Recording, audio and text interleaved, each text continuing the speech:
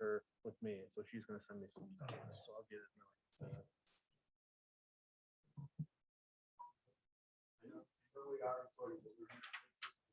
We'll be here momentarily, so we'll scratch it a little bit. I apologize. Give them a minute or two. Especially doesn't so they don't try to come to the whole seat.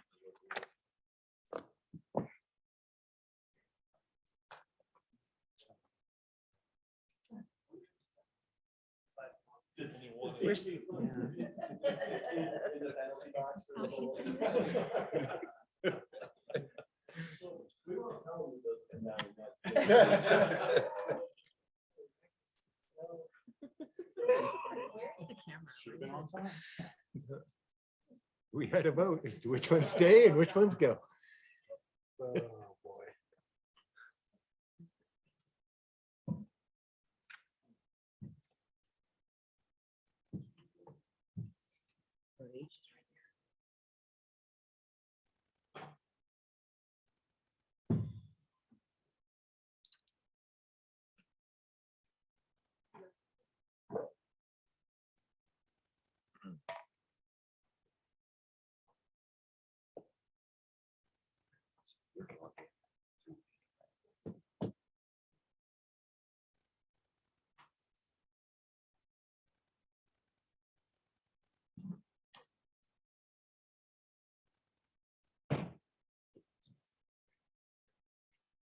I have a little tiny monitor. I had my first.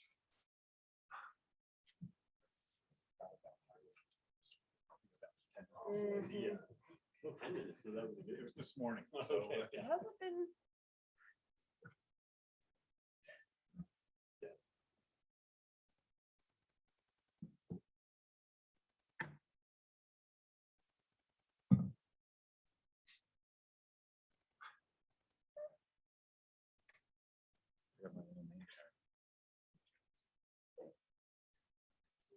I can go grab a couple.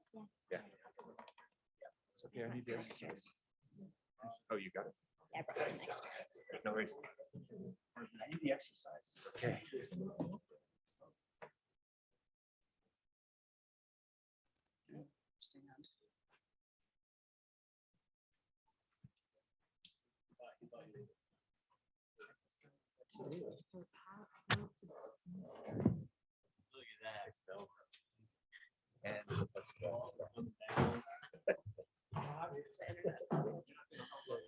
that. And Yeah, we're in. Mine was up from before.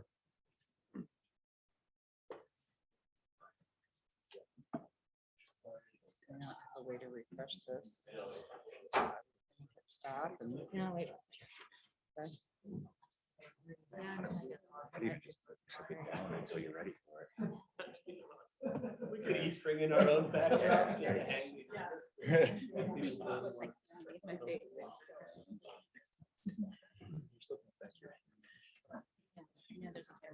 So where do we want to go with this? Yeah.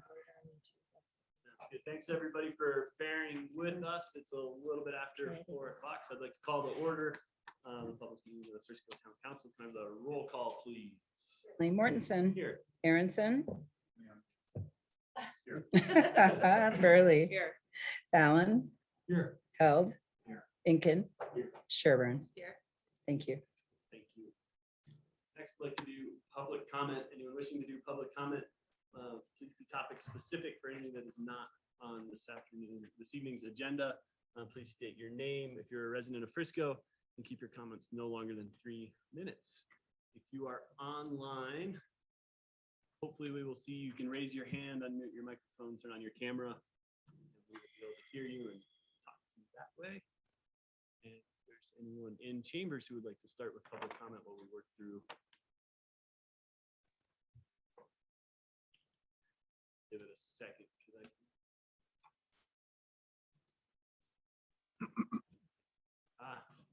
And there is a public Travis. comment. Working on unmuting you. We asked him to unmute. Yes, good afternoon, council. My name is Travis Davis. I just wanted to take a quick minute to introduce myself. I'm the fire chief for Summit Fire and EMS. I came to this position under the veil of COVID, so I've not had the opportunity to get out and meet people face to face. When I was looking at your information today on your website, I noticed that it said hybrid format. So I didn't want to just barge right in, not knowing what the true makeup of the council was just yet.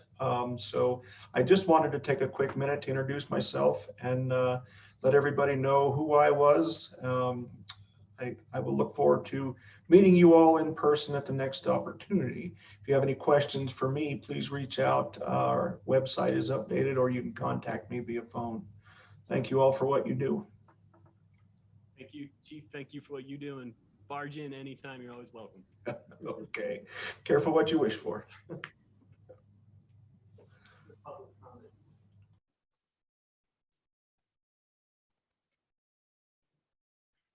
She's our speaker.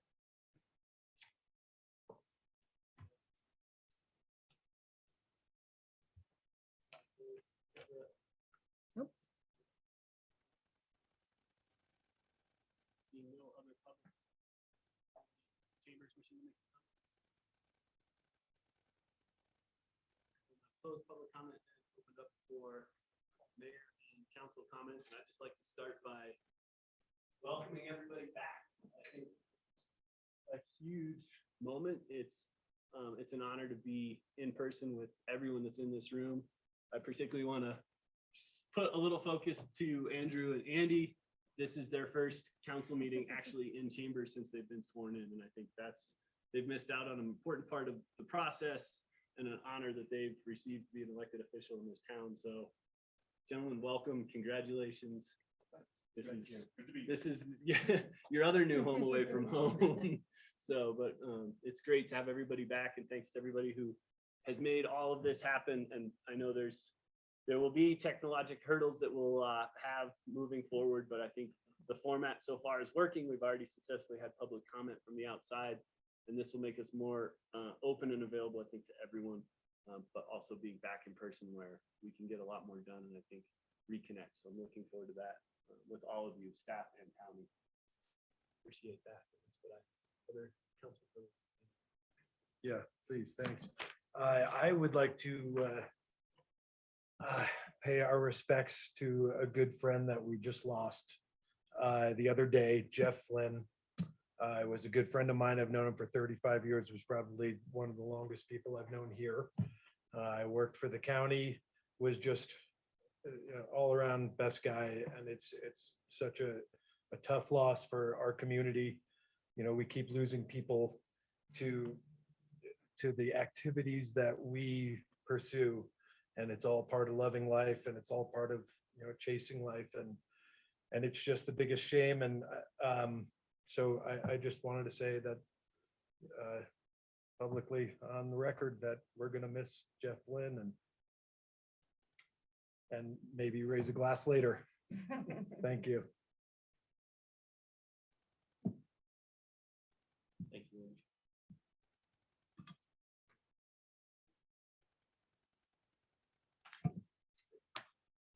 Moving on to first work session agenda item, and that is an update from the Summit County Library. Got the multimedia figured out. To share my screen. Okay, is that right? Or and almost figured out. But while she's very graciously helping with this, thank you for having me. Big fan. It just feels wonderful. Last week we opened the libraries. We've been having people coming in by appointment, and we open the doors, and people sort of come up to the door around Manchester. And it feels like many years ago, the 2020. So my name is Stephanie Ralph. I am the director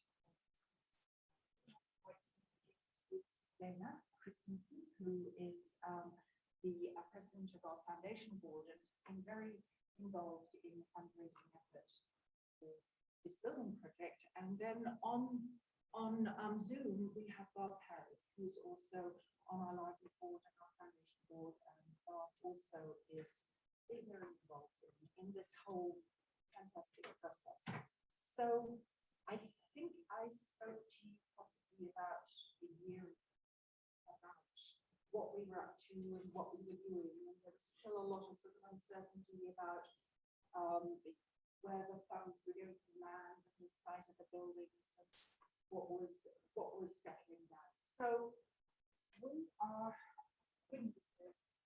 slated to start the construction in August. So this thing is powering road bus. Construction costs, as you probably aware, are soaring.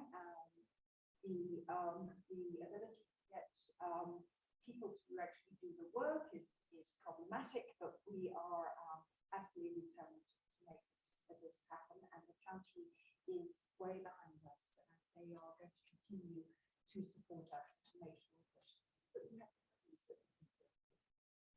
So I was in a meeting of this not so long ago, and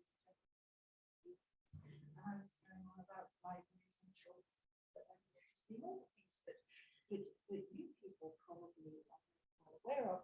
And there was a sort of a skeptical person in the corner, and he said, well, why, if you have all this fabulous stuff, we have technologies, we have changing access to information, we have changing lifestyles, why do you need this? So I talked about the importance of this as a sort of reference point. Go to a yoga session with your yoga friends at a yoga studio, but if you come to the library yoga session, you meet your peers and make those community connections. And I went away and thought about this a little bit more deeply. About why are people still wanting those library buildings? Why are we still? And came across a whole body of work on social infrastructure and how important social infrastructure is. And libraries are sort of one of the main components of a strong social infrastructure in creating strong communities. It's because of those relationships and networks that people work together positively. So many other different areas, but so much of it actually starts. So looks like I'm up. So I'm going to move right down to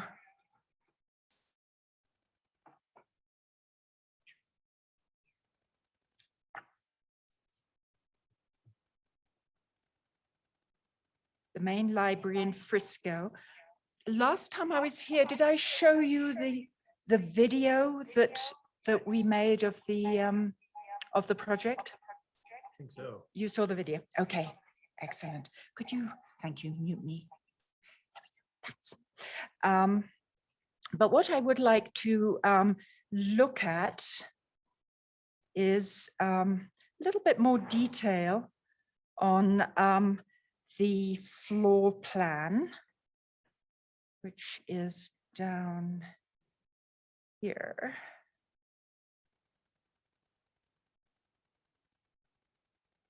Here we go. So this is where we came to with our at the end of a whole design process. So one of the things that libraries are doing more and more of in order to support that idea of the social infrastructure idea is to provide places where people can come, meet together, work, access the internet, tutor their kids, have business meetings, and the library provides that free place. So this is the floor plan and how we have redivided the existing library up in Frisco in order to accommodate that idea.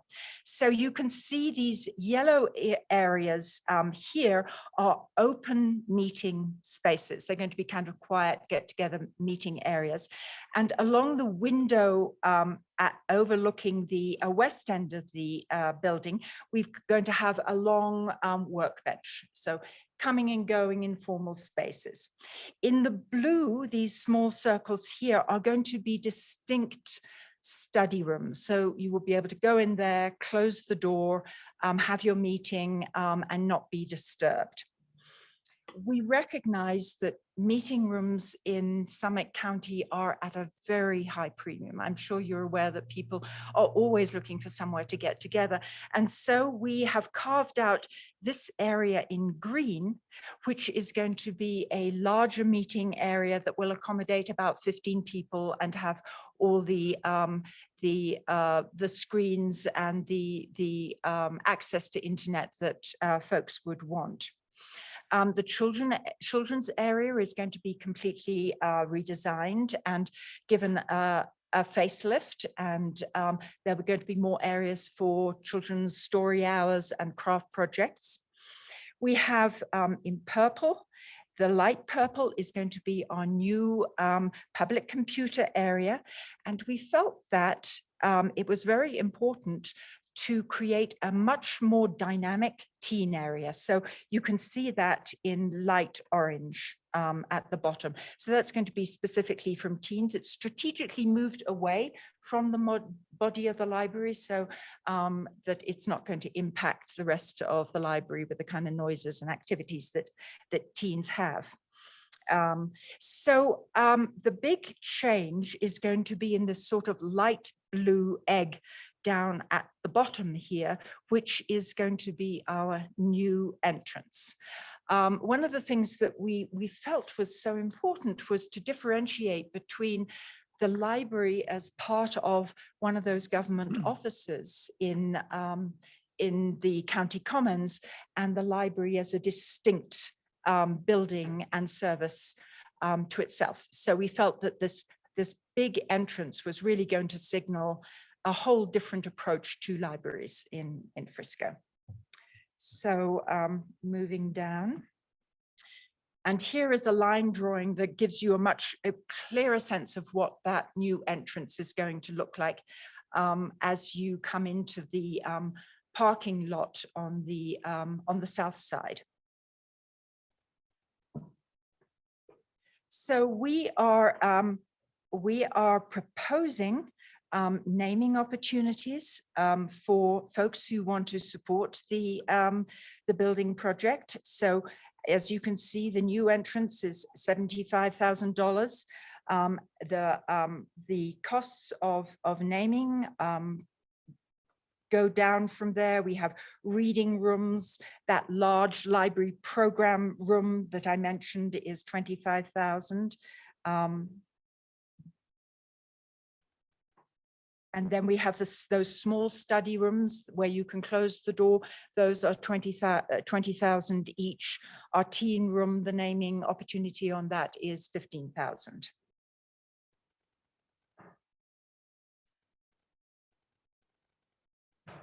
And I can send this to you so that you can take a closer look at that.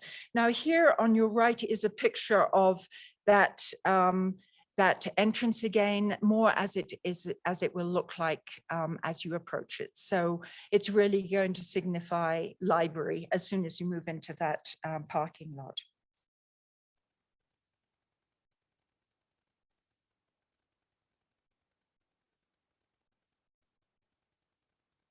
And here again, you can see on the top left-hand corner, there is more of an internal look at what those spaces are going to be like. We are transforming the staff area so that it's going to be the central administrative hub for the libraries, for all three libraries. We've always called it the main library and then the branches. So the main library is now really going to live up to its name and be that central place for staffing.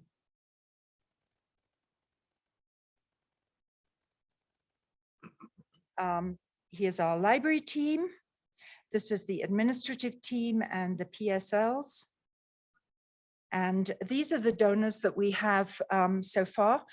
Summit County has been very generous in making this project happen. We have monies from the Better Foundation. The Friends of Summit County Library have donated, as has the foundation, Alpine Bank, the Rotary, and we've had quite a few individual donors as well. So I just wanted to show you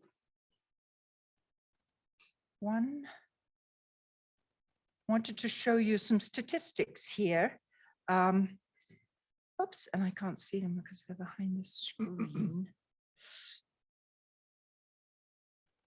Can you see those? Oh, yes, great. I can see them from here. It's just on my screen. So our libraries in Summit are heavily used. I took these statistics from 2019 because, of course, last year was a complete anomaly and doesn't count for anything. But we do have a tremendous amount of traffic. Although hard copy books are said to be going out of style, people are still checking them out. So we have 200,000 checkouts of our items. We have tremendous attendance at our programs. And then we are seeing a growing number of items available on our online service, in our online services. So we're trying to keep the ability to answer all sorts of different access questions. So some people can't come into the library. They want to be able to access library services on their devices. We have something for that, but we also have this place, which is a place of pride for ourselves in Summit. And so as you can see, also huge number of visits, people coming in and out of the library. We had our first program for summer reading this week, and we had a presenter who came along. We probably had nobody came to the library in Frisco because they're doing all this work up there, but in the South Branch in Breck and in the North Branch in Silverthorne, we had about 100 kids coming along, and that was, most people don't even know the libraries are open, so just felt so good. So can I answer any questions? I don't want to take up too much more of your time because I know you have a huge agenda, but it's been a pleasure to be able to give you this information. So given the cost of construction, I'm sure everything's a moving target, but how close are you to your funding goal? For we are about a third of the way there. We have $1 million that we need to raise, and we're doing pretty well actually with Betcher and one thing another. We're just writing grants all the time and keep on pulling in more and more obscure ones. We applied, the big one was DOLA, and we're going to make an application to DOLA again in October. Apparently we didn't quite fit into the DOLA requirements earlier in the year, but they said, please come back. So surprisingly, people really want to support this social infrastructure. There seems to be a lot of support for it out there. So thanks. Have you raised enough? I mean, you said you're going to start in August. Yes. Have you raised enough to finish the project that's starting in August, and how long do you think it'll be until it's done? We are hoping to be done by the beginning of 2022. So what we're doing in August is we are going to close down the library and we're going to move into one of those little meeting rooms, not little meeting room, the Buffalo Mountain room, if you know where that is, and have a kind of what we call a library pod in there. So, so at least we'll be able to keep services going. We are going to start regardless. And we are seeing both the North and the main libraries as one budget. So we have enough to get going with the main library while we still persist with raising the rest of the money. So. Thank you so much for your time. And thank you. Well, I was asked to suggest to you guys that you might want to consider our jewel in the crown is the naming possibility for that main entrance area, which would be 75,000. But you might also consider, say, 2 of those study rooms as well. And that would involve having your name on the outside. And that would be, we would just love to have you there with all those other Budget contributors. season is around the corners. What's that? Budget season is around the corners. I just, if I've got a second, I'd love to ask Dana if he's got anything to add. Did I forget anything, Dana? I don't think so. Sometimes it's easy to imagine the Frisco Library as not being part of Frisco because it's part of the Summit County Commons and so forth. But it is the library here in Frisco. It is, if I'm in town and I need to do a Zoom meeting, I can't go into Starbucks and sit down and talk on a Zoom meeting with everybody going in and getting coffee and so forth. If I'm in Frisco, that is the place that I'm gonna go. If I'm here on vacation and I've got kids and I find out about the story time that they can do, they're going to that library. So it is definitely, in our opinion, even though it is not on the main drag, as it were, Frisco's library. And that's what we're working to improve at this time. And again, we appreciate you giving us the time to present to you. Thank you. On work session is agenda item number 2, and this will be start of what will be hopefully a great conversation and many more to come in workforce This housing. year. Rolled in the original AV equipment for later. Stay tuned. I just wanted to start kind of to frame what I'm hoping we get out of today and moving forward is a lot of, I know everyone, we've talked about it a little bit individually, and Jeff has spoken with all of you, kind of where we are with housing and what we're up against and some of the ideas around the emergency that's presented to us and how we might be able to start chipping away at some of that. So the first thing that I think we can do as a council to successfully really start making some headway is agendizing housing moving forward every meeting we have. And my goal there is we're not going to have the time to do a huge retreat and take on every topic in 12 hours and come away kind of head spinning and feel like we did something, but none of us can actually recap what we accomplished and break it up into like bits of the problem and start having focused conversations that if we need to postpone or delay for another meeting, we can continue and pick up the same topic and not have it so broken into bits and parts. So hopefully this will help us all get everyone's ideas on the table, except get better ideas from the community as they get involved, and have an opportunity for all of us in the work session format where no idea is too out there, nothing is too big of an ask or a try, and that we can have that conversation, especially now we're back in person and it's not so linear in the format, and having all of CBB here to hear us maybe scribble some notes down of some of those ideas, and then we can kind of come back. So hopefully these conversations will be more of that and less staff presentation and fewer staff presentations, so that they can hear what we feel is the problem and the solution, and they can come back to us and we can start drafting some policy and moving forward with this. I hope that I'd like to recognize that all of you saw the email that Crested Butte did declare a state of emergency around housing, and I think that's admirable from them, and I would love for us to maybe pick that up in a future conversation, but not this evening because we've got other things that we're working on. So with that, unless there's questions around, looking forward to the benefits we have being here. I think we'll quickly see that being in person allows for a far better conversation and communication than where we were, and that's what this conversation needs. So, I think, Jeff. So what we're thinking for tonight is a couple things. First, I'd like to run through and discuss some structural issues that I've observed here in the last month or so. And I have some recommendations that I would ask you to consider. After you have an opportunity to consider those recommendations, Then Eva's got a presentation that she's going to run through with a lot of data and good information that I think is going to set a tone and a framework for future conversations that you have going forward.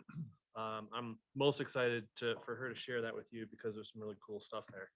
I'll cover the maybe not so exciting stuff in terms of just kind of overview the staff report that was in your packet. I'm sure you all had a chance to read that, so I won't go through in a lot of detail, but I would start off by making the comment that workforce housing has long been a concern in Colorado mountain resort communities. And as this community emerges from the shadow of the pandemic, the lack of employees has become a limiting factor in our local economy, and an inflated real estate market has exacerbated the problem. I'm stating the obvious, but I think it's important. Town of Frisco has made significant investments in workforce housing over the years. The purpose of this work session is just to talk about our path forward. In 2020, the town increased its dedication of resources to housing via the creation of the housing coordinator position, Eva. And her job description is in the report. I'm not going to read that. But I think it's important to note that prior to Eva's position, there were 17 staff positions touching housing in one way or another. And that's all now consolidated into 3 positions.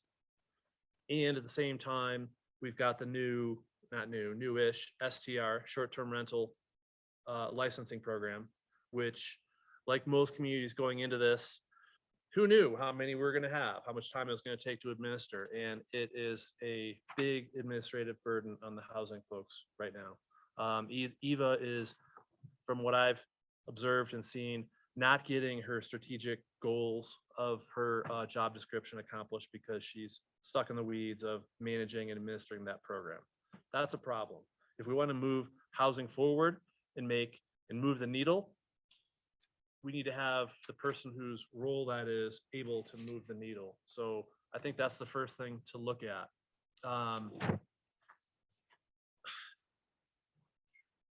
The STR program is relatively easy for applicants to complete, or at least we think so. Applicants struggle with it, and that causes a pretty high staff demand of time. Just working one-on-one with helping people through the process of reporting sales taxes and those type of things. And likewise, I also noted in here that property maintenance duties, as the town adds more properties under its ownership, those responsibilities have continued to increase. Our 3 folks in the building facilities division of public works spend about 35% of their time right now on property maintenance for those units. There are some alternatives to think about. There's always the do nothing alternative. Just keep doing what we're doing today. I don't think that's working. We could drop the STR licensing program. I wouldn't recommend that because I think this is helping us solve some problems in neighborhoods. We could do better, but I think it's helping solve some problems. I also think, we have direct evidence. Soleil and Eva's work enabled the town to capture, I think it was $15,000 in revenue that wouldn't have been collected otherwise without the program. These are taxes that people owe. Could amend the STR program. We'll talk about that. There's been some talk about banning STRs altogether. Some communities are talking about caps. Some are talking about other programs to incentivize STRs to move into the longer term market. My recommendation, and there's a series of those here for you to consider. I broke them into 2, prompt and near-term recommendations. Prompt, these are recommendations that, provided you support them, I'd like to get started working on these tomorrow and bring some things back for your consideration at the next meeting. These include increasing STR licensing fees in order to cover the administrative costs associated with the program. I had a conversation with Breckenridge this afternoon with Rick up there. They are doing something very similar, but they're looking at a workforce housing program fee. And I think there's some value to look at that as well. And we would provide that explanation in detail as we bring something back to you, obviously. I think we need to establish a proactive STR compliance program and amend the code accordingly. We've had a lot of challenge with trying to take violators through municipal court. And, calling somebody on a Monday when there's a problem Friday night doesn't always feel too good to the neighbors. Establish a new STR coordinator position, which would enable the housing coordinator to fulfill her job description.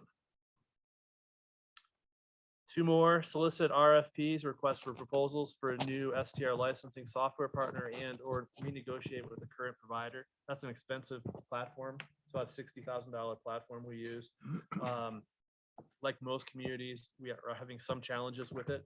And I think we need to push on that a little bit because it's eating up a lot of staff time.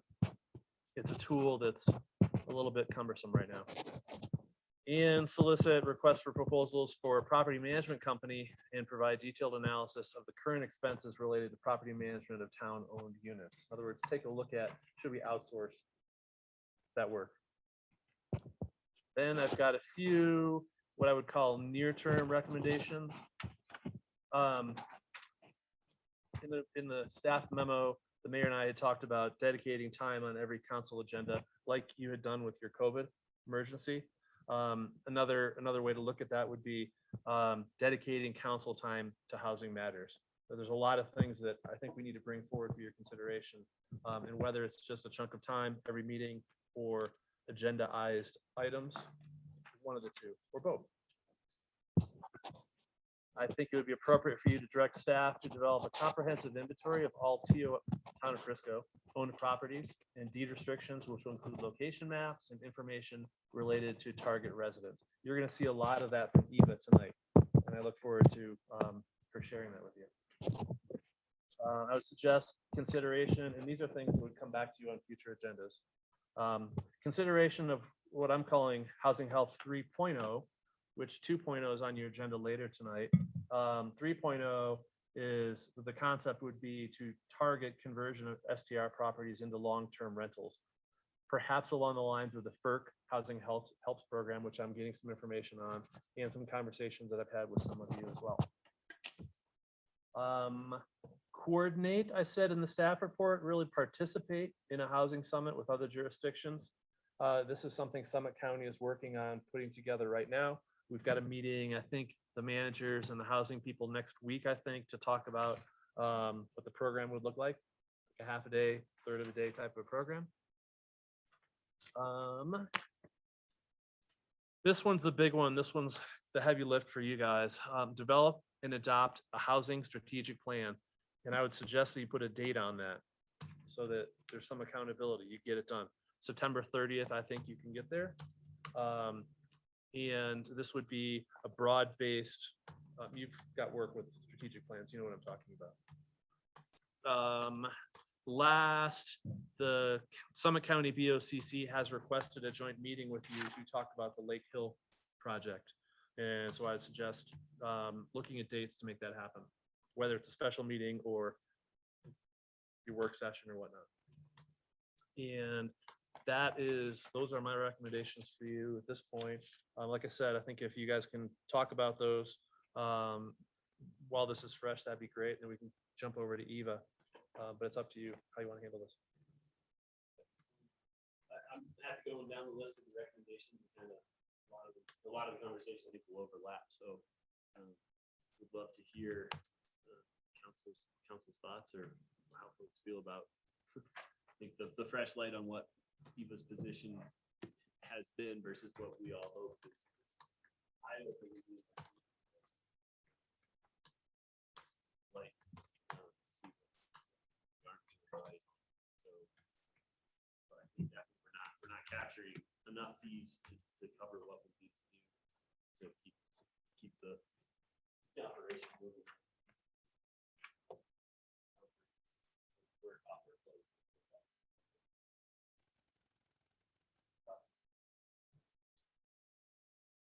Well, I think, back when we passed the STR licensing program, I mean, it was, there were obvious political barriers to start with. So you start where you could get across the finish line, and then we knew we were going to have to revisit this. So in my mind, it's a lot more responsible to, bring in the funds that we need to fund the program. I mean, there's a clear nexus there.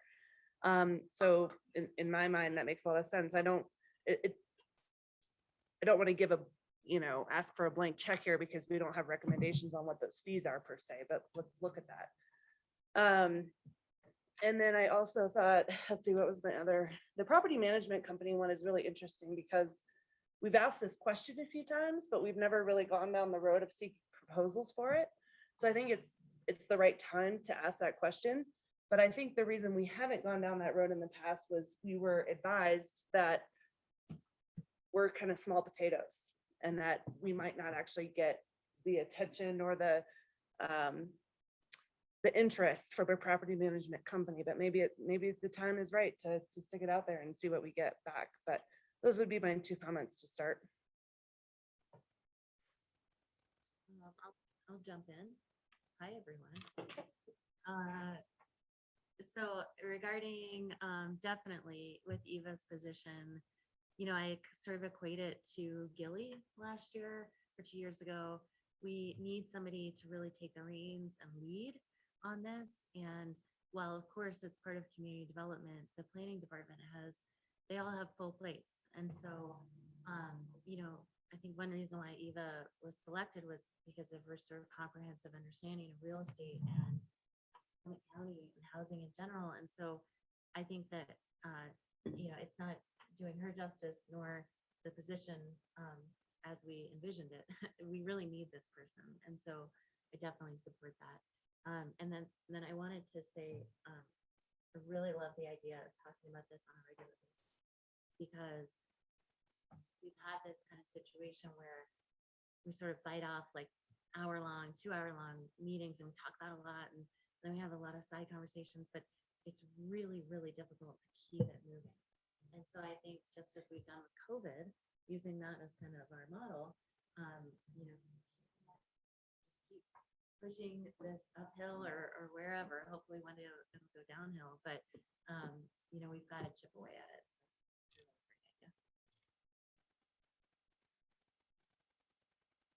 So, Well, I think we dove into it and we were dealing with it, in my opinion. We were looking for outlets for folks to take care of their nuisance. And it was needed at the time from across many departments. What do we do about this and that, and the timeliness of how people get their concerns forward? And to Jesse's point, here it is time to relook at it. And I was really surprised to hear that we're not covering our costs. So that's my top priority on that for sure. And then getting Eva back on to her main focus. How we do that, another position, I'd have to see a lot more information on that. But I definitely want to see you doing what you were hired for, right? But I don't have the answer there, so I'd like to see some options there. And if it's look at a new position, then we have to look at that. And if we're going to look at that again, that comes back to our funding mechanism. It's going to be a recurring team. Hi, Andy and Andrew, guys. I apologize for getting here late. This is great. Thanks. Hi, everybody. So I know I'm rehashing a number of things, but this is stuff as I was reading through the report, I was like, we're overdue. And I think we knew we'd be here when we started this conversation, when we started to look at regulating it. And now it's time to take those next steps. So I just, I guess to end it, I want to see how we get back on track, and then how we fund it, and then we can move forward. Because I don't want to create unfunded liabilities going forward. So let's see how we can get there. Rick, you'd be good if the fees, sorry, and the one thing I did learn from the other meeting, don't get too far away from your microphone, the people online can't hear you. So nobody get uncomfortable if you're talking. Would you be comfortable though if the fees for licensing help also fund that position? Is that the kind of information Yes. you're looking for? Okay. Yes, absolutely. Yeah. Thanks for clarification. Jeff, well, a couple of thoughts, questions. One is the thing that is not in here, as I view it. I mean, I love get a property manager. They do it better than we do. No disrespect to anybody who's doing it, but that's what they're set up to do. is manage our properties. We would be the quiet absentee owners who receive the reports and approve tenants and do what owners do. But generally, owners don't get in the business of fixing the toilets and, you know, doing all the work. That's what the managers arrange. So love that. The one thing that I didn't see, but we've talked about before, but we have a bunch of properties that we rent that are unnecessary for us as a town to be owning. Some of the properties we own, we need. You know, town manager house facility, we have facilities that are incorporated in other facilities. We can't sell that stuff. But we have some that we're just renting to third parties, and I'm not sure why we're doing that. Meaning it might be a good time. None of them have liens on them. We've got a couple $1 million just sitting in underutilized real estate. So I would like to add, not just sending our properties out to be managed, but disposing of unnecessary properties that aren't part of our mission. I mean, I think we can talk about housing every single meeting for the rest of time and talk to anybody who's been here long enough, 30 years long enough, and we could have been talking about housing since then through now. So I'm a little leery of treating housing like COVID, which was a very changing thing. I'd really rather say, yes, we will have a housing topic on every agenda, but on the agenda, it will state what the topic is that we're talking about, not just housing. Because then we run the risk of talking about what we talked about last week or last meeting. So just to keep us focused on moving forward as opposed to rehashing where we've already been. If we've got reasons to talk, let's talk. But if we don't, let it go. And the fees, to me, if we're not collecting enough fees to pay for our short-term regulations, that means we're subsidizing the short-term rental market. And that's inconsistent with, I think, what we want to be doing. So figure out everything that this short-term product costs us as a town and make it a fee. How we distribute that fee, I think, is subject to us, the short-term rental owners. But somewhere in there is an equitable distribution of money that's not a subsidized program, which is what it is right now. So I like the list. I think this is good progress going forward. I think to be clear, I appreciate that, and it's I think I call you Andy. Yeah, I think it's worth because it'll be clear. It's nice you put the two of us together so we can still be. Yeah, I think we should really get it right. We didn't even think about that. We'll both respond. It's fine.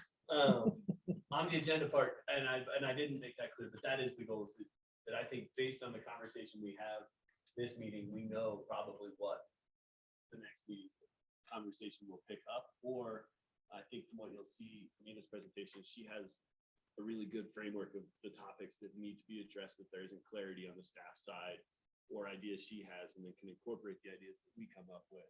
So I think it will not be COVID conversation update, housing conversation update. It will be housing follow-up on the next one will be going over it, because it sounds like there's already out of the gate enough support for looking into the fees and what the cost of operation of the short-term rental program we have is. And that will come back in the next meeting for hopefully ordinance adoption, numbers and hard facts. So that's my goal, is that, yeah, we leave here with 4 or 5 action items from those bullet points. If we all agree, in the next meeting, we'll put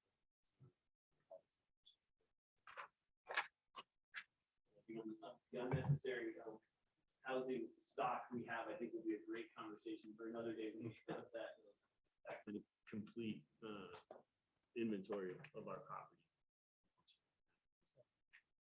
It just seemed like it should be part of the list if we're trying to get the housing department doing what they should. That's one stuff they may not need to do. Can I just throw this? I don't know if this product is out there, but if we're, because I do like the idea of a property manager and that sort of thing. But short-term rental management and property management all coming out of the same vendor is, if that's a thing, maybe I should create that business. But just throwing it out there, it seems like it's pretty like-minded. Just to answer that question. Yeah. On the private side, definitely, Yeah. there's a lot of businesses that are doing exactly that. On the public side, The administrative stuff that we have is renewing your permit, paying your sales taxes, dealing with compliance, and that's a different skill set. Yeah. But I think it's worth thinking about. Dan, is that okay? And I'll try to just keep it to short-term rentals since we're gonna prioritize, which is good. But if you need, and if you have an smart, idea, you want and, to get out there, so you don't. Oh, there's plenty of Everybody ideas, but taking I'm not notes. gonna take up all night here. For 30 years, and I've just recently talked to a few council members from 1982 and who still live here. The same conversations were taking place. And whether or not the same solutions were brought up or anything, it feels like to them that we're still talking about the same thing that they were doing. So this right here, just the prompt and near-term action items is key, right? So for us as a group, we can actually solidify some choices of direction and press play, which is absolutely imperative to address the housing situation. Eva absolutely should have nothing to do with property management. It's not on her job description. Somebody else should be taking care of parking and toilets and everything else, right? There are plenty of professional companies out there that do that. Locally, we probably have more than many towns in the United States that actually do that.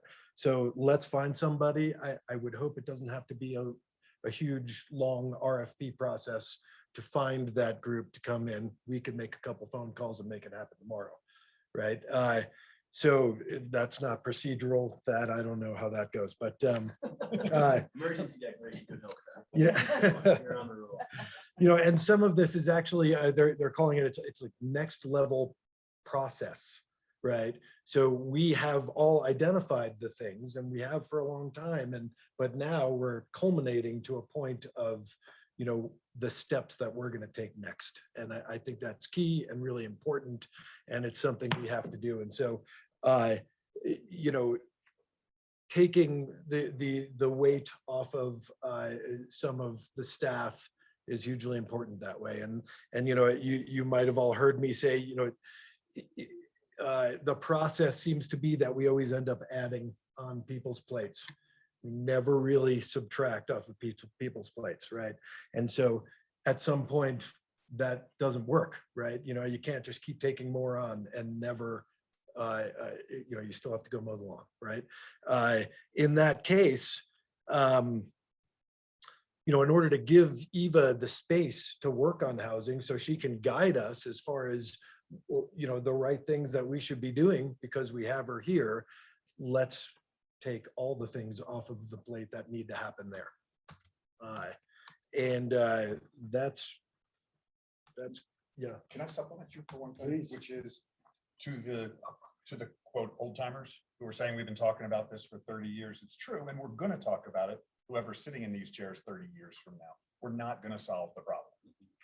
But if you look around town, we do have deed restricted properties. We do have peak one neighborhood. We do have. Fair enough. We've had movement forward, and our goal shouldn't be to solve the problem. It should be to move the process forward with a realistic attitude of really how much we can do.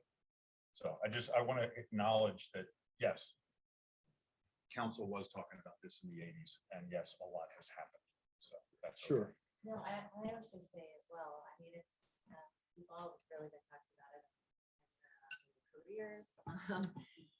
But there were things unforeseen, we're dealing with unforeseen STRs.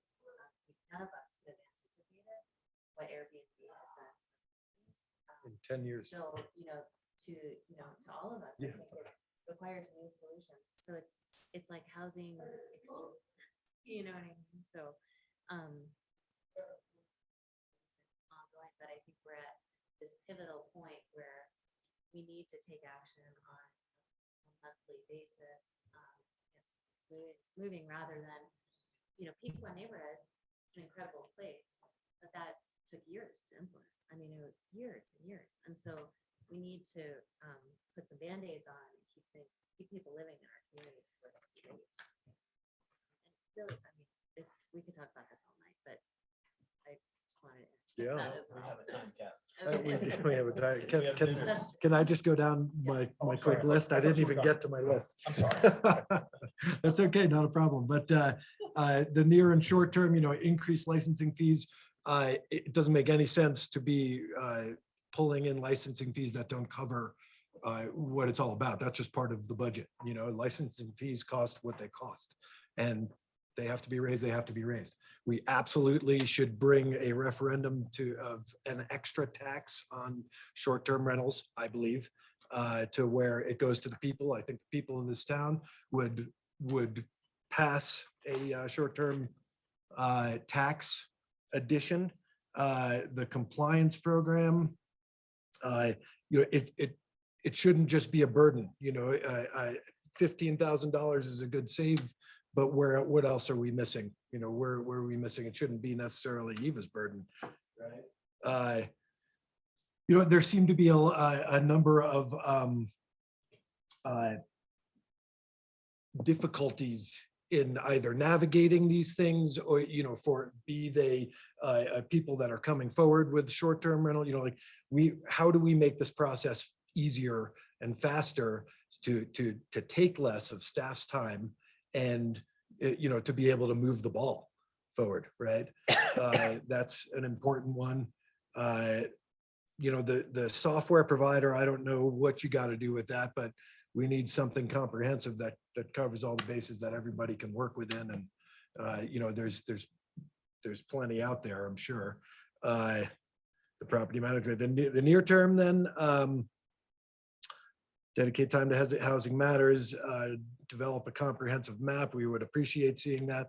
I think that just goes into the property management company. Then they know we've got 17 units and it's going to take X, Y, and Z. We have to have the expectation that they would then be able to fulfill, right? Housing Helps 3.0 is good. Let's keep that rolling. Housing Summit, I'm all in for and I'll be part of, and I would like the Planning Commission to be part of in some fashion to be able to get their input as well. Our housing strategic plan, yeah, let's set a date. If that's got to be September 30th, let's do it. Let's hammer it all out and actually, have some good direction. I think that would be good. We won't get into it, but we have to move forward, Lake Hill, I believe. And so I'll be happy to take part in that discussion as well when that happens. Short-term rentals, I think I'll keep it at that for now. There's plenty more, and I could go down a road of things that maybe aren't realistic compared to things that are realistic. But I would love it to be, us to be working in the position where our housing coordinator could actually hand us what would be realistic. So we don't even have to come up with pie in the sky kind of things, right? But obviously, we're taxing Eva with too much other stuff in order to be able to, do the job she was hired for. So with that, I'll call it there. Thank you for the time. Appreciate it. Guys, thanks. And Jeff, thanks for this list. It's a great synopsis of course, where we are. And, we've all been dealing with those warning tremors for a long time. And this most recent, real estate, I don't know what you call it. This episode that we're having right now really was a seismic event that really is kind of creating this, really bringing this crisis into real stark relief. So, all this stuff, we could move forward on. Any one of these could be a meeting. And Andrew, I agree. I think, and the way I saw this was, let's lay it out, let's create a framework, and let's prioritize it. Start at, in terms of near term, what can we do? What can we do this year to make a difference? What can we do coming into this winter? Who can we identify some new players in the game? Other hotels we can talk to kind of create, to see if there's blocks of rooms that we can get and work with businesses. to kind of create a partnership with businesses who need to bring people in. Maybe J1s are coming back into town, maybe they need a place to stay. So maybe we can get out in front of that. That also kind of creates a basket of lodging that we can put into a job fair roadshow and kind of get somewhere where we find people who are looking for work, who just don't have the resources to get here. And we figure out a way to get them from there to here with lodging, transportation, and figure out what that package looks like. So we can create an opportunity for people and make those job fairs meaningful in that way. We need to kind of get outside our community and really help our businesses by creating that quality of life package that will really start to attract some people here. And that doesn't solve, but it certainly starts to address some of these things that came out of our conversation about diversity. Starts to, as a small business owner, you'd start to look at a diverse, diverse population within the community, full-time year-round. And that's the kind of, I talk about this a lot, but that's a kind of hybrid vigor that really contributes towards interesting, active, animated streetscapes and landscapes and businesscapes. So I'd like to start with, what can we do? Get some ideas on the table for that. For, what are we going to do to create capacity in the next 6 months, and go from there. If Housing Up 3.0 can be tasked in that way, which in my mind means kind of the same thing as going to somebody and writing a check for block of hotel rooms based on what their gross and net might be. And same kind of thing with an SDR proposal would be, that what their gross is, they're at $48,000 a year, and that's their gross. You got to come up with some number based on what AMI renter you want to put in, 30%, 60%, and then you've got to fill that delta between what they would anticipate to make and what their net might be. So those are the two things I think that we can start to look at right away to try and create that capacity this winter. But even towards the end of the summer, hopefully, we're looking at things that where there's 1 or 3 month or 6 month auto renew leases. We can kind of keep people in there, keep people motivated to keep their places clean and neat and quiet and in compliance. I would like to hear all of these things. I think for Eva, any one of these bullet points could be a staff report. And it really does again bring some clarity to exactly how complicated it's gotten. But STRs have been a boon for this town, and I don't think you want to put this genie totally back in the bottle. I think if you look at property taxes, if you look at if it's a different kind of tax that you bring to the voters, maybe there's some mechanisms to kind of work around, not just STRs, but second homes, which also is an issue. There's a lot of STRs are not necessarily going to convert. And if they become empty, dark second homes, we haven't really solved our problem here, really moving in the wrong direction. And along that line, Thad, I have a question for you. The letter that we did get referenced New Orleans and the short-term housing ordinances and things that they do. So I did some reading on that. And one of the things that kept popping up was something they call homestead exemption. So, which sounds like it is based on a certain amount of occupancy or length of time that you occupy your dwelling unit, you get some kind of exemption from, whatever the local property tax is. So in Colorado, or as a home rule town, we've kind of touched on this before, where we've talked about the raise property taxes, but what's the workaround to target that property tax effectively towards, if it's a commercial property, and classifying STRs truly as commercial properties, I think is really something that needs to be discussed, because they really are. They're not hotels. That syllogism doesn't quite play in my world, but they are commercial lodging property. And I think we really need to talk about different classifications that inherently will raise funds and fund the staffing that we need to do this, so that the next time, so as we move into this conversation for the winter, this this whole STR conversation becomes very clear and very organized, and we can really take it down where it's time. Can you do, if there, teasing out a question there, and it's not a very happy answer. If you're talking about creating tax classifications that differentiate between real properties, you're going to have a hard time with the state constitution and its uniformity of taxation requirement. In terms of whether these properties are or should be classified as residential or commercial, what I would tell you is the matter is dictated by a series of pretty complex state statutes that I don't think we have the home rule authority to amend, right? I think the measures by which property is classified by the state of Colorado for tax purposes as commercial or residential is set forth in statute and will be held to be a matter of statewide concern. I'm not aware of any municipality that has ever amended that in any respect whatsoever. So differential taxation is probably not the way to get at this. Of the state constitution on uniformity of taxation and the degree to which whether property is commercial or residential is dictated by the state. Now, that's not to say that there shouldn't be efforts at the state to get them to change those laws. And I think there's been discussion along those lines in recent years, but it hasn't happened at the State House yet. I think Senator Rankin has proposed bill right now to do that. Yeah, I don't know where it stands, but- I'm not aware of the one being floated this year. I am aware of a few in the last few sessions that haven't gotten far. Maybe it'll get farther this time as a result of current housing situations. Well, from a valuation standpoint, I know Town of Frisco probably doesn't stand a huge reward based on the increase in valuations. I know I'm seeing 30, 40, 50% increase in valuations. I don't know what the county plans on doing with that little bit of windfall. But I think we could easily take that and create any, you probably arguably can create a rationale that says, it's a function of,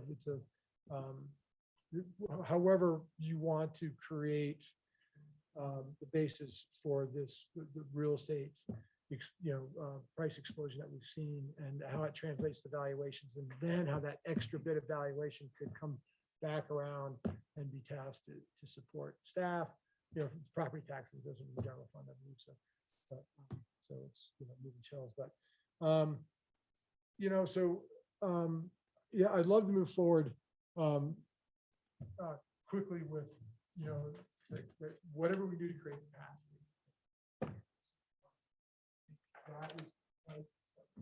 STRs, it's there, it's out there. It's a management issue at this point that certainly can be much better than it is, but we've got to have some short-term strategies for capacity.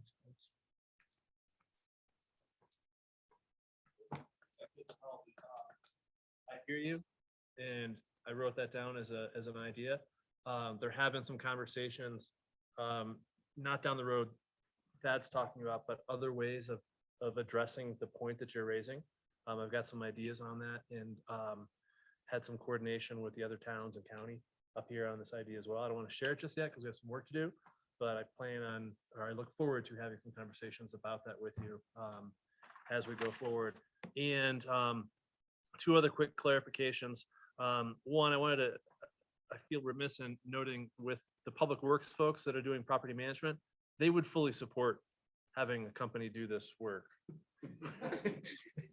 In terms of the work they've been doing, not that they don't want to work, but it's not the work that they feel is rewarded by as other work. And then two, this idea of STRs, just, for expectation management, I see a two-prong amendment process. One, we bring back, hopefully next meeting in a couple of weeks, an amendment to address some of these resource issues. And then in the near term, we bring back some amendments to talk about some of the other problems that we have with the program. So you won't see the First Amendment covering all the issues that you've talked about. The First Amendment, I would anticipate, let's deal with this resource issue now, and then that'll give us time to bring back a better dialogue about a bigger conversation. And if we come back as soon as possible and say, we're going to raise the STR fees to X, because that's what matches the costs, where are we in the cycle of people licensing? Do we need to be feeling a sense of urgency on that topic if we actually won't implement that until next year's? Well, I think we do, because before, I wouldn't feel comfortable asking for a new position at this point to do this work without you knowing that there's a revenue stream there, even if that's going to lag a little bit in terms of the overall. But that's part of the financial analysis we still have to do on that. I think it's a really good question. Well, I think also one thing that's on my mind is there's the cost of sort of the administrative cost of the STRs. But then how do we begin capturing the true cost to the community? And I think that is going to take a lot more time, a lot more expertise to really capture that and implement. So I don't want to send a message to our STR owners, okay, this is the new fee and now we're done. Because there may be another iteration of that that is much more involved. That's what we're losing right now, is the true cost of the STRs. Cost and everything else. And also, if I could, how also within the STRs are we going to incentivize people to, and landlords to move away from STRs, right? So if we're not even getting enough for our licensing fees, what is it that's gonna, are we just gonna take money out of the general fund and incentivize or 5A or whatever, and give it back to the people in some fashion? How do we do that? When we also talked at last year's retreat, we came up with, we would like to see 50% full-time occupancy here in the town. And, COVID turned it into almost that with one demographic, which didn't fit the whole picture that we were looking for. But all of a sudden now here we are, right? And so, without even, we do have to build our way out of this in some fashion, but without building our way out of this, we have a huge stock of second homes that are sitting empty, and like, how do we capture those? Can it be that we get someone who maybe even wasn't considering renting, but they only want to use their place during Christmas and, 2 other times during the year? I know plenty of people that would move in and be happy to clean and move out for a weekend for the owners to come back in, but that's got to be like, lease agreements and stuff like this. But like, how can we incentivize people to want to go in that direction? You're covering the mortgage, and it's also maybe a way to just not be short-term rental. You don't have to clean it every time. You don't have to do all the things that come along with short-term rentals, and you still get to use your place. I think that's a big one of why people Airbnb. Can I just chime in? Yeah, please. I know it's foul. I know, and that's where Eva's got to reel us in. I think the bigger question here is each and every one of us have had these like push ideas, like some might be wild ideas, some might be complete. But I heard recently from a friend that Northwest had put out some ideas where they had a pool of STRs that they could swap to people who wanted to vacation. They don't really care where they stay, if it's theirs or whatever, but to sort of fix that issue, just FYI. But then I think one bigger thing that I see that, for you, Eva, is how do we get all of these ideas streaming to you so that we can properly vet them? We don't lose track of them. I think that, I know I've been frustrated because I feel like I put an idea out there and it's like, okay, that's a great idea, but then it kind of doesn't go anywhere. And I've heard a lot from community members that we're not doing anything. Some people think we can do more. Some people think we can do anything. I want to make sure that these ideas that we're hearing every time we go to the grocery store or to a party or whatever are making it back to staff.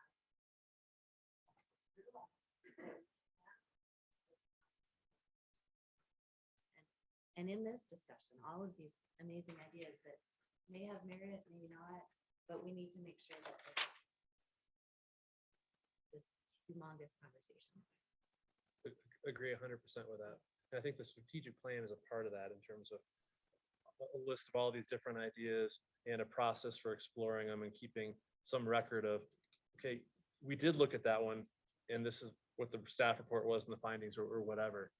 And I feel like I'm getting really strong consensus from you on the near term and the prompt recommendations. And if I could, I'd love to toss it over to Eva because she's dying to share this presentation with you. And I can't believe nobody's asking what that thing up on the board is yet. Referenced it without knowing. Can I, before we, even before we go over, I just want to make sure on some of those, because a few I don't think we're hit on directly, but the compliance piece, and Jeff and Eva, were you talking more compliance of like tax remittals and whatnot, or compliance of like when we get a complaint, how we deal with both of those kind of, so bring that, okay, yep. Question, and then this, Can I follow up on that? Yeah. with you? So what is the, if you could assign an effective rate of satisfaction rate, or in terms of owners and agents responding to those complaints, is there a break, where's the big breakdown? Is there a big breakdown? Where are we seeing it? We're just seeing owners and agents not being responsive? Is it just the timing of responding to the complaint? Frame that issue, or is that part of your report? No, I think it's certainly something that needs to be evaluated. Part of the hotline system is outsourced through host compliance. The idea behind it is that the STR registration needs to have the most up-to-date information. Do you have a property manager? Who is that? What's their contact phone number? And so the hotline automatically calls them. We've found significant issues with data and folks not having their STR registration up to date. And so the call fails. And so that's sort of to chime in about, I have to call on Monday. It's like, well, that's after the fact. Or I follow up with property managers to make sure that it was addressed and resolved. But I think that's one of the biggest, sticking points for the program is just the hotline and how that's functioning. And the other aspect, of course, would be folks that are short-term renting, advertising, and not having a license, right? And continuing to have to vet through that process. Some have a property manager and just getting the right information through the course of who it needs to go through to apply.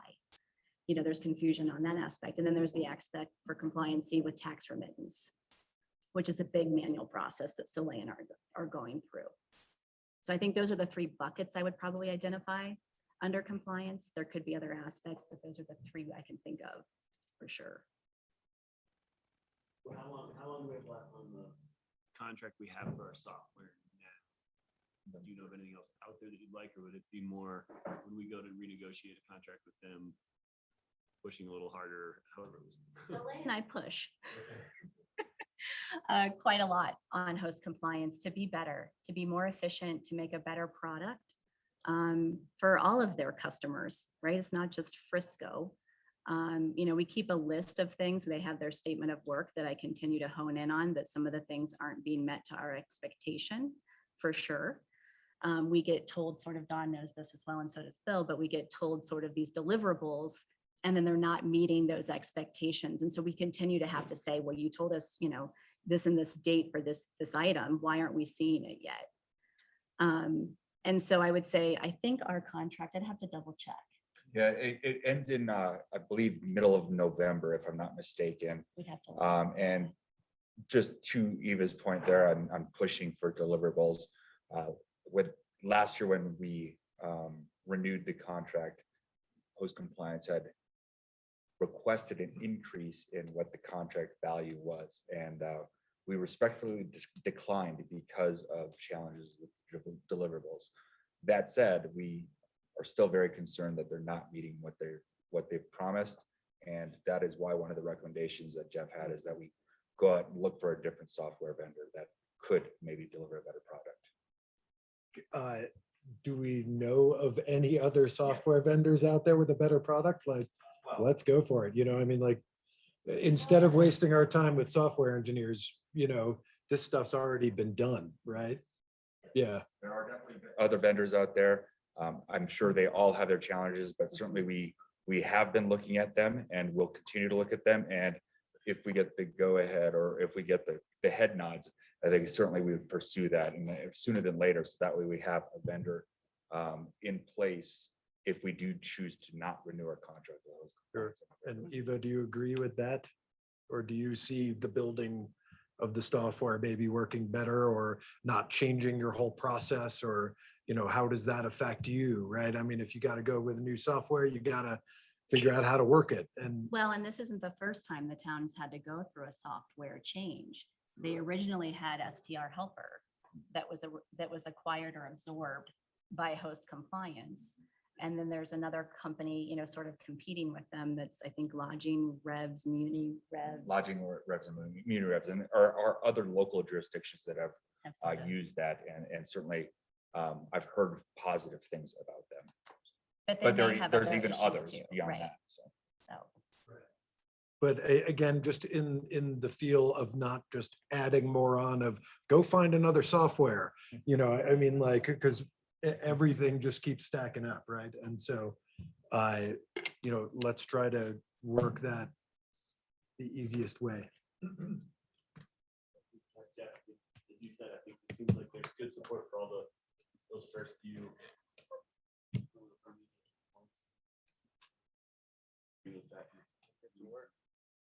And before we do, to give Eva a chance to set up and get ready, let's take a quick 5 minutes.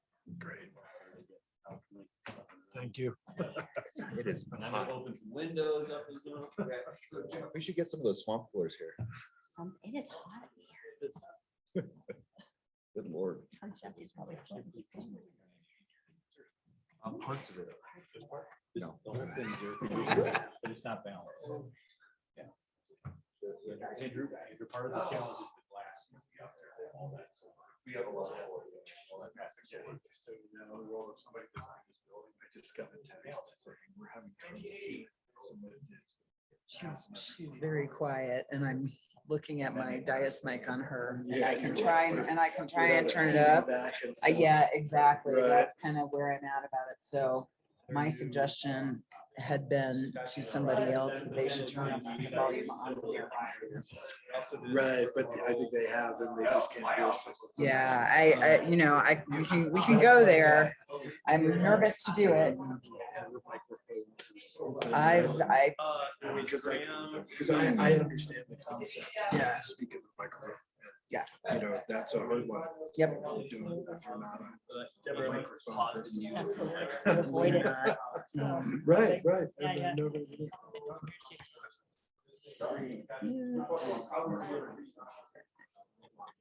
Let's see. Dias mics. They're the ones out by the road. Yeah, and then we did the Club Med property.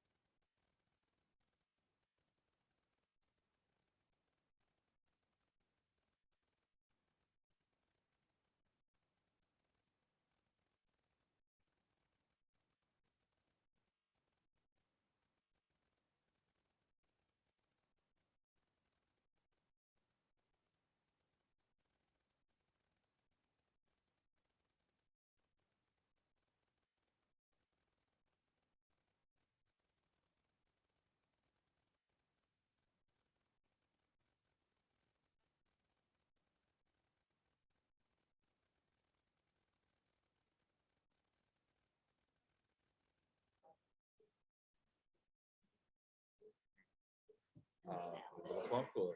Yeah, which I got brought by. He's like, your office is one of the hottest here. Hey, Melissa, can you do a test on your mic for a minute? Like, he's not sure. Just for the- As seen on TV on the box. Oh, well, what So could he go bought wrong? it at Walmart. He's like, You do I'm a not test sure on how to mic. use this. Figure it out. See, like, it's like we have to add water. It's the box. Really close. Does it actually do anything? And like electricity and- Basically. I can bend mine a little more. 10 maybe. If, once we're ready, let's get rolling again, because I do want to give Eva time. No, that. She has a 2-hour presentation. Why not? That's why I want to give her time. Yeah. Yeah, both volumes of the presentation, you know. While we get rolling, are we, Deb, are we live enough and back up and running? Sure. Appreciate that, thank you. I did notice and apologize, but I did see that there was one person wishing to make a comment. Dina, sorry if I missed you the first time. I just want to be clear because there's some change the way we're agendizing things and the way we're doing meetings now are back to kind of the old way where work sessions don't accompany public comment like we did throughout the COVID and online times. So, but because of the change and that not being clear, I want to make sure that everybody has a chance to be heard. So we're working on unmuting. Yeah, and I'm no longer seeing Vina on our screens, Mr. Mayor. Well, I'm sorry we missed you. I apologize for that and reach out. My contact info is online and I will happily follow up with you and share whatever those comments were with the rest of council and staff. So apologies and keep getting better at this. So thank you all. And then Eva, it's all you.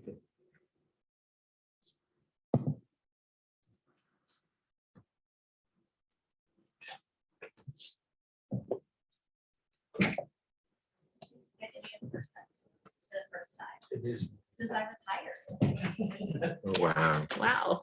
I know the feeling. We're in the same boat, exactly. Yeah, so this is really great and what great conversation. I think that just really sets the tone and the framework of where we're headed and start tackling housing. That's why I came to the town. That's why I'm excited about this role and excited to be in this position still, even with all of the things that we described. I'm in here and I live in Frisco. I care about Frisco. This is where my family is. You guys are my family. We're going to make some differences. We're going to start to get this where we need to head. So that feels good. So presentation, this is more just some preliminary work I've been doing. As we started to prep for this, I had hoped for a 6-hour retreat with you guys, but I know that's hard to come by. So we'll just kind of keep putting the stuff on agendas and start to focus on some of these topics at hand.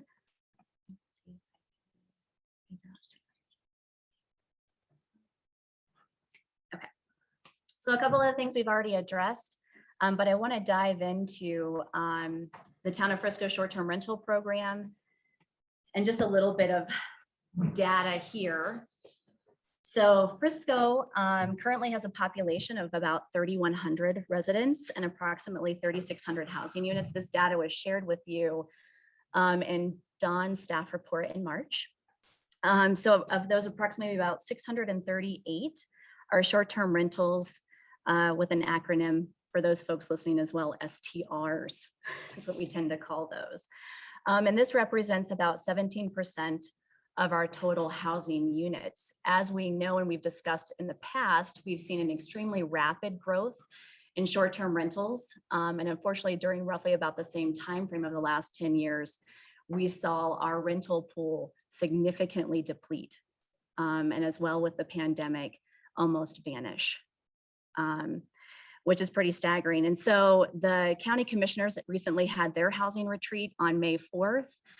All of the jurisdictions sort of collaborated and shared data to sort of achieve some numbers here. The charts are a little hard to see, but just for some reference points, obviously from 2011 to 2018, we saw about a 40% annual growth in STRs. One of the other big pieces, takeaways that I was not aware of, and we didn't have the data at hand, was out of those 638 STR licenses, 72 of those have a local address. So we kind of consider those locally owned folks. And the other 566 of those have a non-local address. So just some numbers there to sort of absorb and take in. So really just that compelling fact is that the countywide, the STR's units are owned primarily by non-local owners is what that data is showing, which comes back to the point of the second homeowners.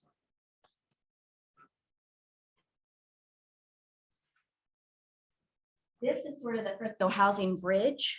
Council has seen this before with the Insights Collective group that came and did the visioning sessions as well. We sort of honed in on that, the spectrum. And so I've sort of recreated this. This is sort of a framework potentially towards our strategic plan that we've talked about drafting as well. They talked a lot about the workforce housing isn't a strategy. It's part of each strategy. With new planning and housing strategies could be considered through the lens of a chosen scenario and the Frisco community vision. Housing strategies can be evaluated on a spectrum similar to a rainbow. So just some background on kind of what this is. And just a couple of things on the illustration, I thought just for some basic points to talk about. AMI, area median income, that acronym there is quite used often, is a midpoint in a region's income distribution. Half of the families in the region earn more than the median and half earn less than the median. And that's not an average. I think there's some, when people are talking about AMI, that kind of gets tossed around as well. I also added on there live work. What does live work mean? That's another restriction that we have in a covenant that basically is must live and work in Summit County 30 hours a week, but isn't tied to AMI or appreciation caps. So just a little unique there, part of the puzzle with all of the things that we have with this chart. As well as the AMI, the Summit County area median income chart is also very specific to our area. Maximum affordable monthly rent and maximum affordable housing sale prices are assuming an affordability of 30% gross monthly household income. And as we know, so many people are cost burdened by rent and mortgage and all of the expenses it takes to live here. Any questions on the chart? All right. Anything further? So just some data down into what we have in Frisco. We also haven't presented this before. I've worked really hard to put this together for you guys this evening. This is a breakdown of our 153 affordable housing owned inventory units in Frisco specifically. I went through every covenant to come up with this data. This isn't Summit Combined Housing Authority doesn't have this data. They actually had changed software companies a few years ago, right? Give and take compromises. They lost that data breakdown of AMI percentages, unfortunately. So we now have it and we can evolve that and grow that information moving forward for us. But the charts are the same. Chart on the right is just a little bit different way to look at it with just how many units and the statistical ratio in that AMI bracket. And then the pie graph with colors just gives you an illustration, just a little bit visually different of how to look at those unit numbers.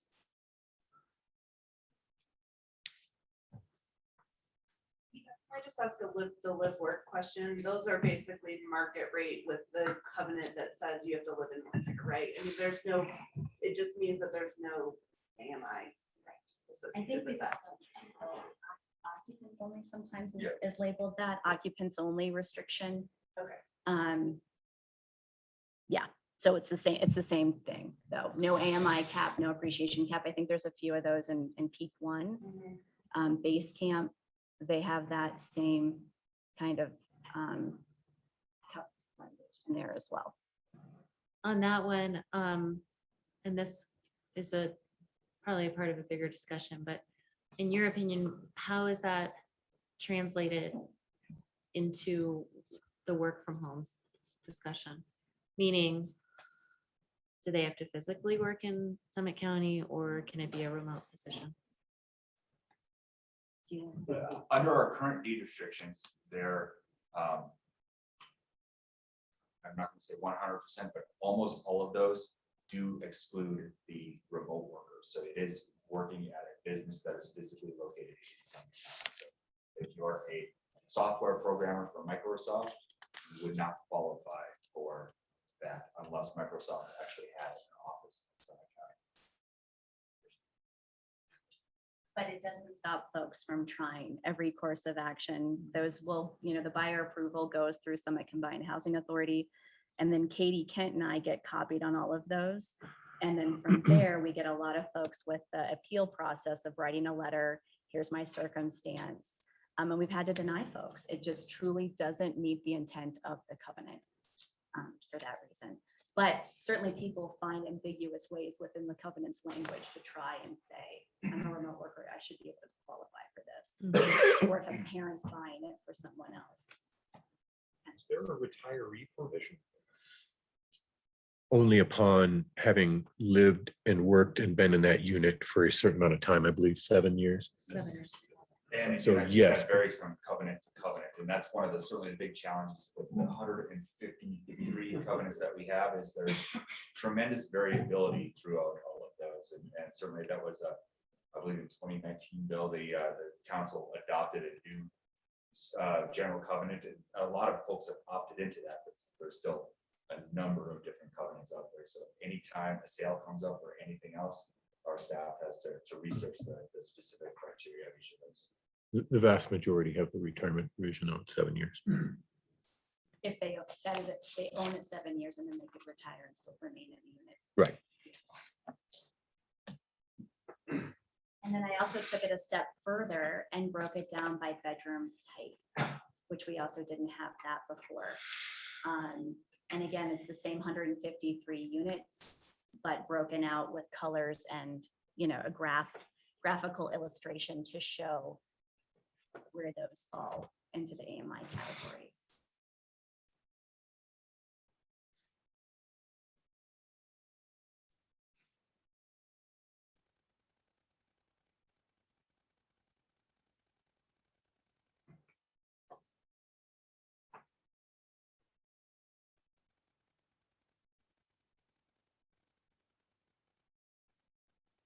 Just say well, people are digesting. I already appreciate the fact that as soon as you bring this up, like with the bridge, like I'm already knowing, like I see the green, I can like, thank you, like that, the way my brain works is like a quick and easy connection to be made without having to think about it. Having, different discussions with all of you, during council meetings, on the side, talking about this, I really wanted to show you something that you hadn't seen before, but bring it back to something that you resonated with and tie it in with the color scheme, right? And I feel pretty proud of this. It's like, it's one of those moments where I was like, I've been telling Dawn, I wanted to do this. I made the time to spend on it. I let STRs wait as we're still in the renewal cycle. But this is just really, it gets us the plane of where we need to go from here. Now we know, like, here's what we have, here's what we've done, here's what you guys have accomplished in Frisco. And so we can go from this and move forward. And then I did our rental units. So these are Town of Frisco owned rental units. As we've talked about before, we had 16. We recently acquired the Mountainside condo, so that made us 17 now. And broke it out with what rental rates are we charging on those units. And then gave you some percentages of how many units apply in each of those categories. Most of our employees that are in these units, or even the 4 units that we have 10 Mile Basin folks in, make below 70 and 60% AMI, their salaries. Can I ask you a question about this? Are you, because I think this came up when we were sort of analyzing the Mountainside unit. Are you actually, like for the Mary Ruth units, are you actually qualifying people based on AMI? We have.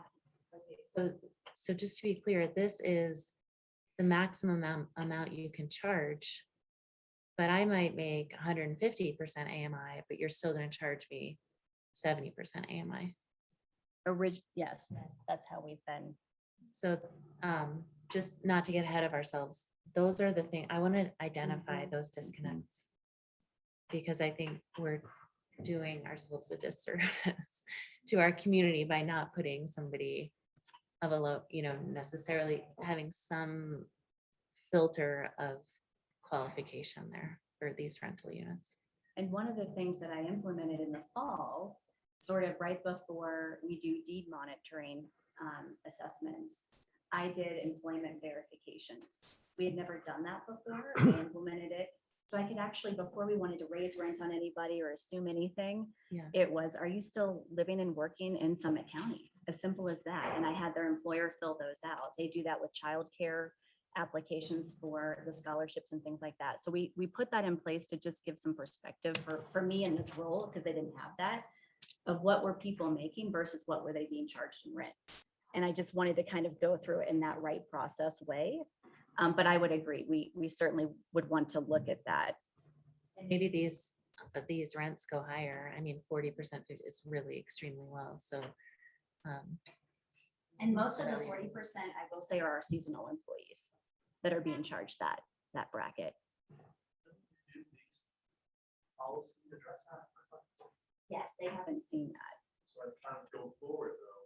Right. This concern is addressed by the policy. Yes. So she has been working on that to address that. Are there, is there a way to track, or do we know of any units that are not owned by the town of Frisco that are used as rentals for long-term, like the private sector gap, right? Or to Andrew's point, if we were to unload some of these that weren't necessarily serving our purpose, but they remained restricted somehow to the workforce, like, do we know that number? Can we get at that number? That's a bear that frankly we've been trying to tackle. And anytime SCHA does their housing needs assessment, they do surveys and they try to find out some of these things. But frankly, if there's no actual covenant on it, there's no requirement for reporting that. So we don't have that information. One of the biggest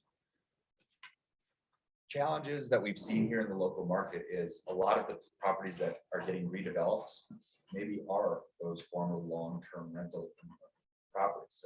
Take the property that's 317 Granite that's now being redeveloped. That was all those little cabins there. Those are gone. Property next to the Moose Jaw has 6 long-term rental properties that has been sold. I'm presuming it'll probably be redeveloped. So there's a number of properties like that, but we're losing, we're falling behind. Even right over here, 116 Galena was a rental, a long-term rental house, an accessory apartment over the garage. That was a long-term rental. That has now been removed and it's being replaced by what will be free market rate, probably not local. So we are,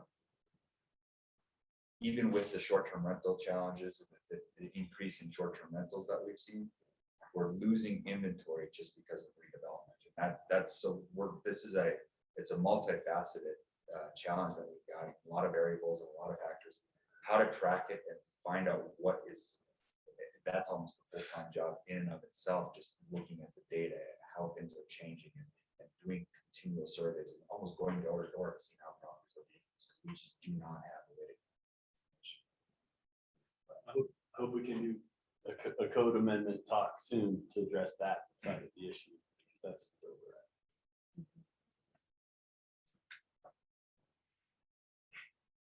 And then just similar to the owner occupied, I just did a more graphical illustration to demonstrate, those AMI categories and how many units have been in each of those, as well as the live work as the town manager unit as an example.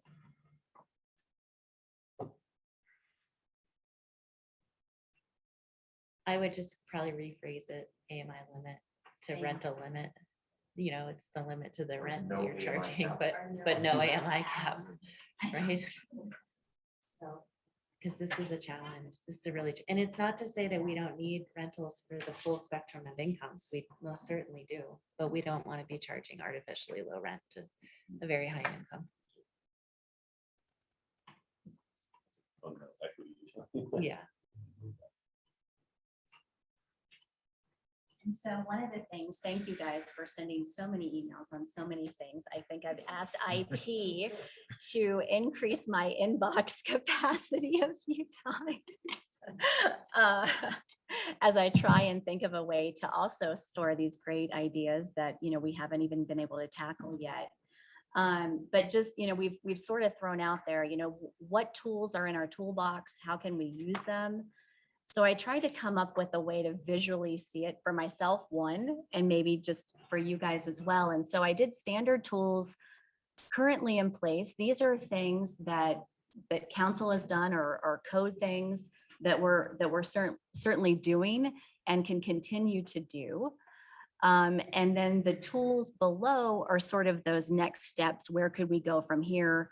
Obviously, we've got Frisco strategic housing plan to adopt and draft and go through that process, revamp of Frisco Housing Helps 2.0 and also maybe a 3.0, continue to develop public and private partnerships, inclusionary zoning, annexation policies, waiver, reduce building permit and water sewer tap fees, fee and lieu programs, impact fees and sales tax, down payment assistance programs, bank loan donation. And certainly this isn't a final list, but just, again, was just trying to brainstorm, trying to get it as a placeholder for all of the things that you guys have suggested or talking to people that are suggesting. So wanted to put that there. Can I throw one more out at you? And it's only because I'm trying to reconcile this with your graphs and the rental, because we have a really good handle on the owner occupied stuff. I mean, that's what we can track, right? So on the bridge though, it says, the missing middle is kind of the stuff that we're actually doing pretty well on. It's the lower income AMI rentals that we don't know, for one, but second of all, it says eligible for federal subsidies. I think there's a gap in knowledge of how to access that for people. And so maybe there's a component of additional tools that help not to put more work on, but just to try and get at those lower AMIs to help people connect with those other programs that are out there and available to them that aren't just from the town. I call those specialty tools. Oh, well, you're right.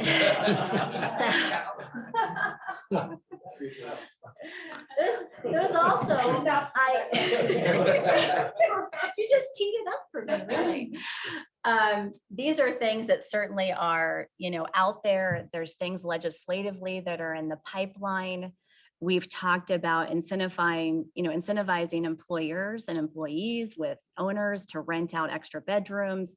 Again, we would have to come back with something to structure that. Converting STRs to long-term rentals, leasing of U.S. Forest Service campgrounds in the winter to allow van life has been, thrown out there, I think, and suggested. There's a couple of things through CHAFA and through DOLA that are coming through the pipelines, federal and state tax credits, the LIHTC projects for low-income housing. And then I even took it a step further from Melissa's direction, and I made a chart in a toolbox.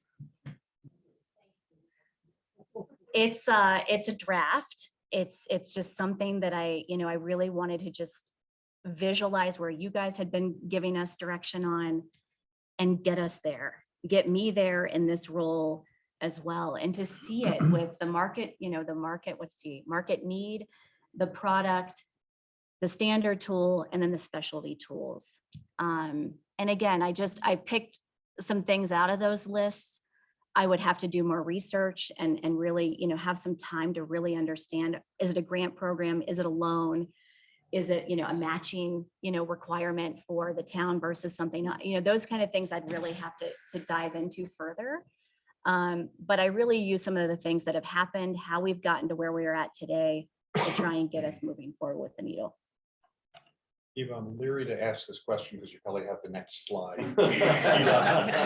to respond to it. But if there's a way, in keeping in the theme of color coding, the build our way out of it or non-building modifications, because as I'm looking at this and I'm just scanning as fast as you're moving, there's a heavy dependence on building our way out of this. And I don't actually believe that's the best use of our time and money, and the urgency is impossible on the build our way out scheme. So I would love to see, as we move forward, kind of 2 columns.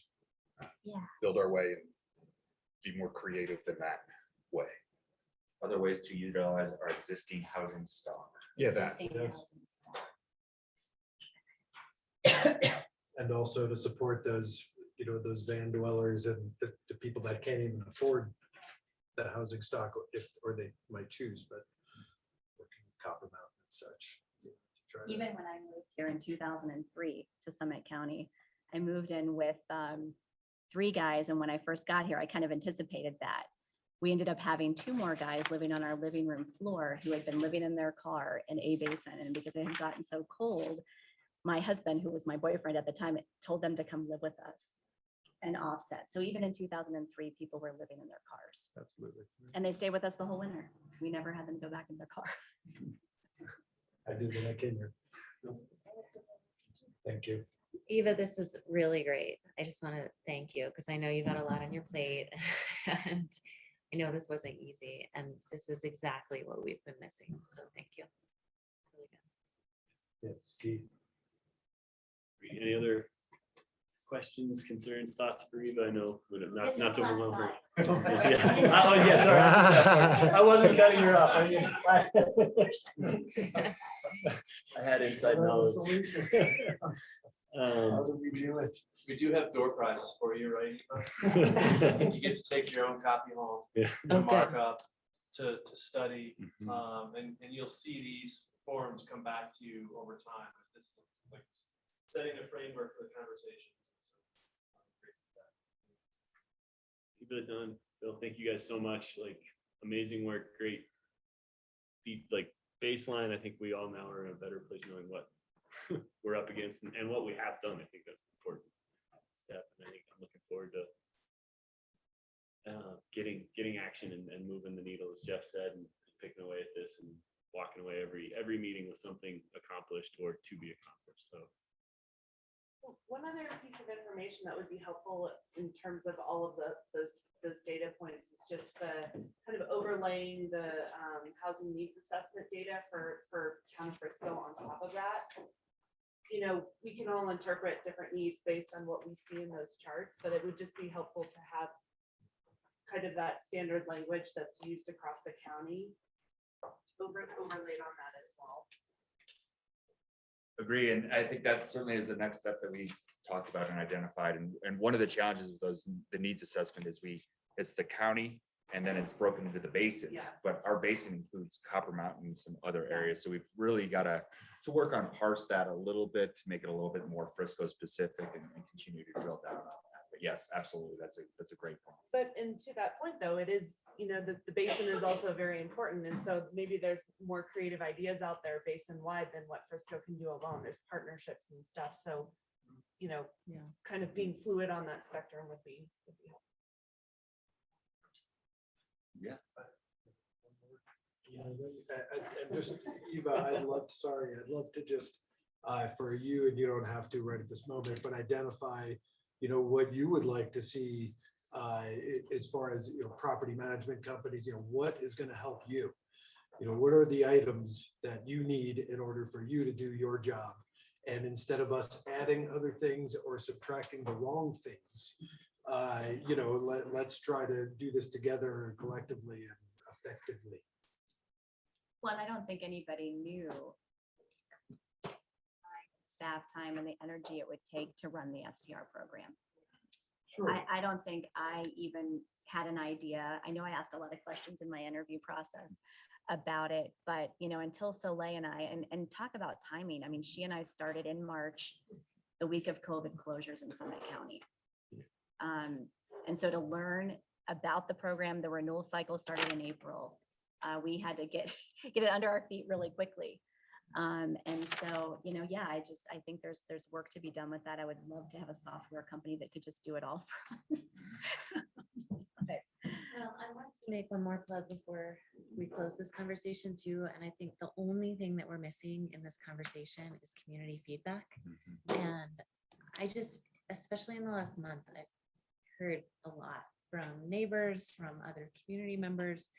And when we talk about the housing summit, part of me kind of like it makes me a little nervous because we've had a lot of summits and we've had a lot of these big conversations. And I want to make that plug to somehow capture community input and let people know that they have a place where they can toss out ideas. I mean, some of these ideas that I've shared with you, I didn't dream them up. They came from friends or neighbors or whatever.